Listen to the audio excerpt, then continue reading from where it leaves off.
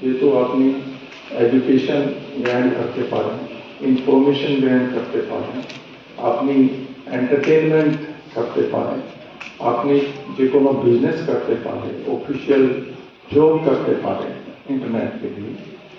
কিন্তু সঙ্গে সঙ্গে এটা একদম খুবই রিস্কি প্লেস, যেহেতু যে কোনো লোক ইন্টারনেটকে ইউজ করে তারা সবাই অ্যানোনিমাস, কাউকে দেখা যায় না अनलेस आप वहाँ पे कैमरा यूज करें, अदरवाइज যে কোনো লোক ইউজ করতে পারে, যে কোনো আইডেন্টিটি ইউজ করতে পারে।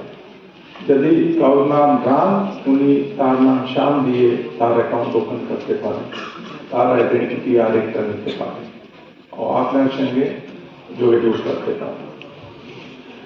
তো এই জন্য সাইবার ক্রাইম খুবই ইজি। যদি কোনো মিসচিভিয়াস লোক থাকলে তো সাইবার ক্রাইম যেহেতু তারা যে কোনো বিশ্বের যে কোনো কোণাতে থাকলে ওখান থেকে তারা সাইবার ক্রাইম করতে পারে in any part of the world.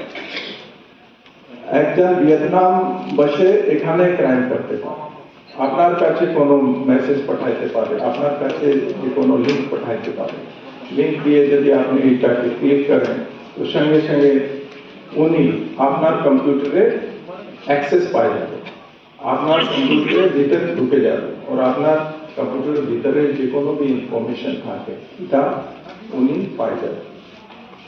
তো এই জন্য এটা খুবই রিস্কি জিনিস। তো আপনাকে সবাইকে এটা দেখতে হবে कि যখন ইন্টারনেট আপনি ইউজ করেন তো যে ওটিপি অথবা আপনার পাসওয়ার্ড কারোর সঙ্গে আপনি শেয়ার না করেন। यदि আপনি ওটিপি অথবা আপনার পাসওয়ার্ড ইউজ করেন और এটাকে শেয়ার করেন কারোর সঙ্গে তো উনি এই পাসওয়ার্ড ইউজ করতে পারেন, আপনার যে কোনো কনফিডেন্সিয়াল ফাইল আছে, কনফিডেন্সিয়াল রিপোর্ট আছে অথবা আপনার ব্যাংক অ্যাকাউন্ট আছে এটাতে ঢুকতে পারে और এখানে যে কোনো অপারেশন করতে পারে।